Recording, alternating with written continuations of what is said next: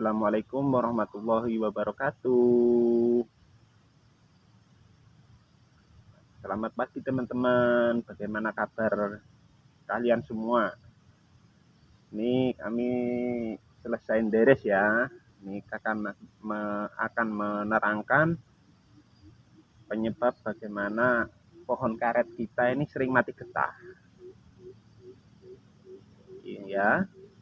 Sebelum lanjut video ini, jangan lupa like, komen, dan subscribe supaya channel kami lebih berkembang dan kami lebih bersemangat lagi dalam membuat video-video selanjutnya.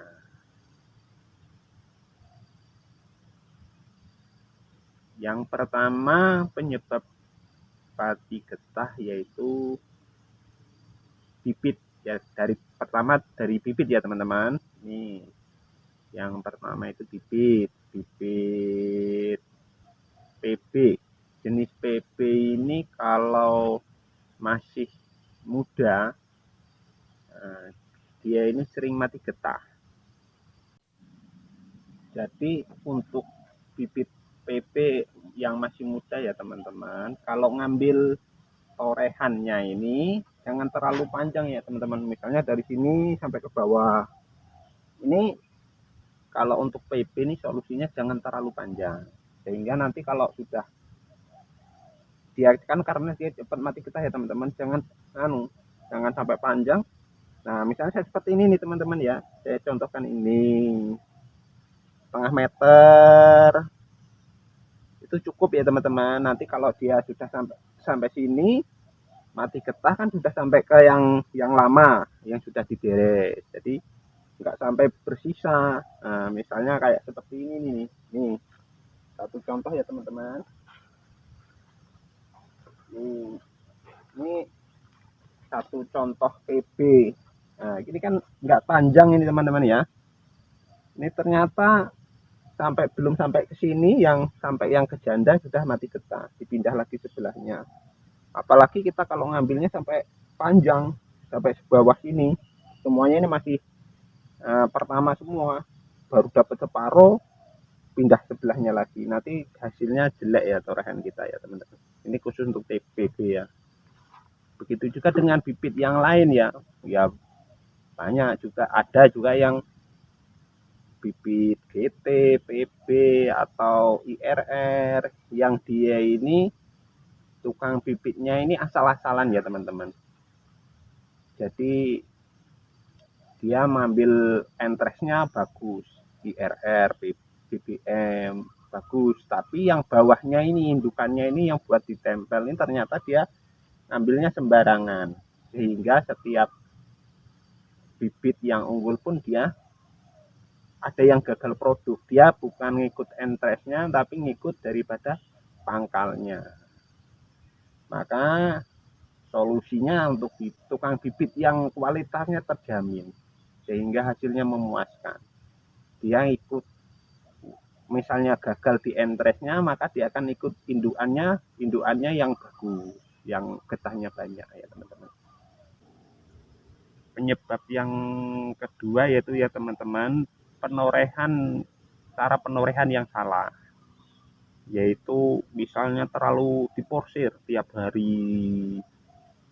Pohon karet ini juga makhluk hidup ya teman-teman.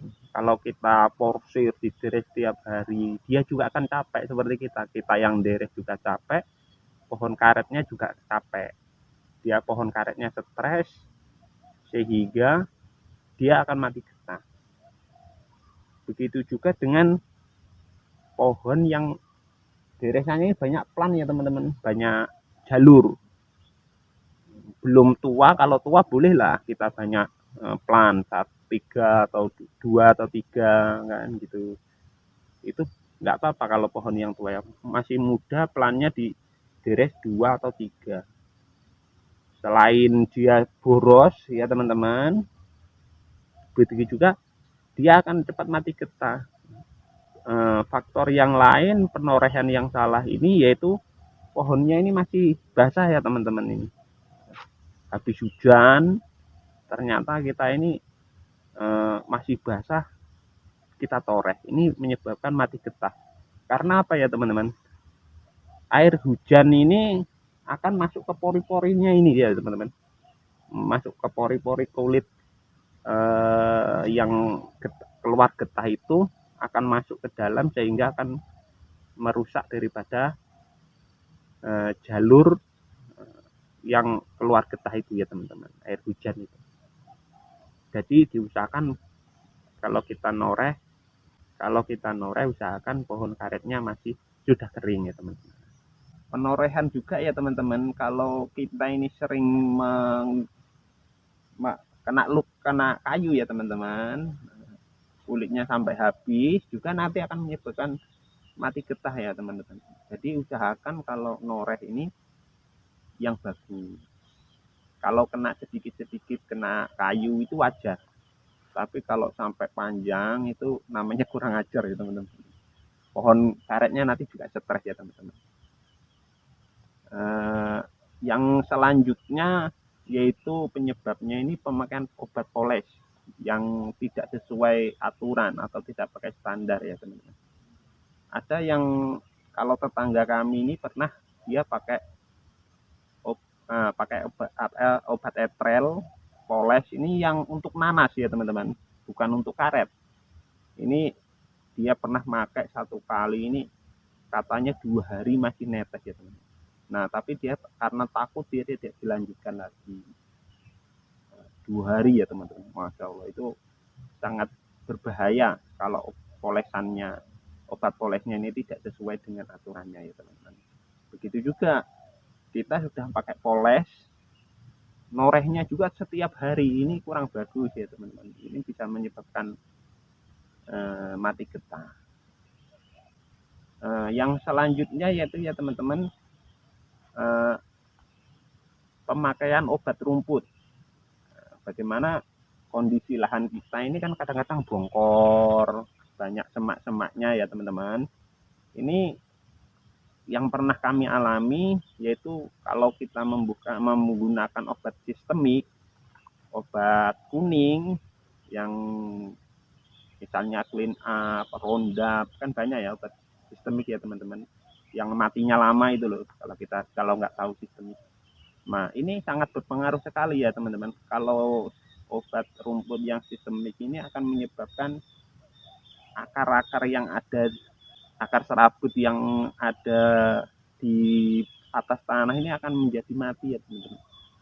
Maka ini akan menjadikan pohon karet kita ini stres. Maka hindari untuk menggunakan obat rumput sistemik. Gunakanlah untuk obat rumput yang kontak ya teman-teman, yang langsung mati.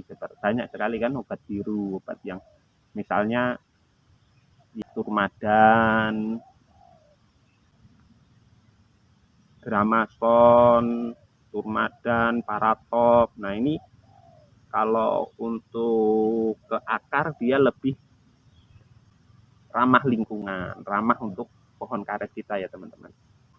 Yang selanjutnya yaitu ya teman-teman, ada indikasinya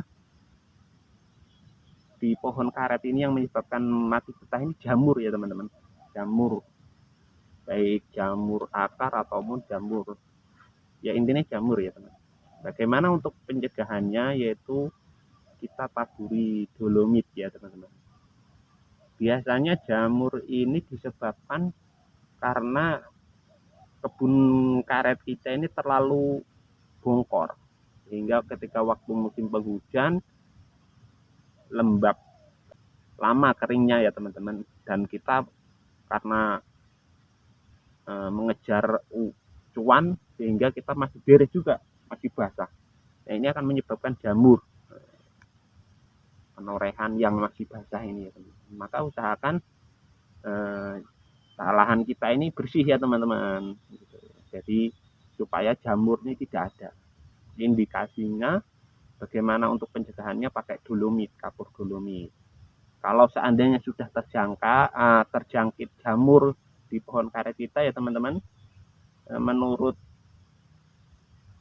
pengetahuan kami ini belum ada obat khusus untuk pohon karet untuk jamur ini ya teman-teman. Jadi kami menyarankan gunakanlah obat-obat jamur yang ada di toko-toko obat, misalnya fungisida yang ada di toko-toko obat pertanian untuk jagung atau untuk padi. Kan banyak ya teman-teman obat fungisida yang ada di toko-toko obat, misalnya Amistartop seperti itu ya teman-teman, untuk pohon karet kita ini ya teman-teman, untuk mengatasi jamur yang sudah menjangkit di pohon karet kita ya. Cukup sekian penjelasan kami, semoga informasi ini bermanfaat bagi kita semua. Salam sukses, salam penderes karet dimanapun Anda berada. Akhir kalam, Assalamualaikum warahmatullahi wabarakatuh.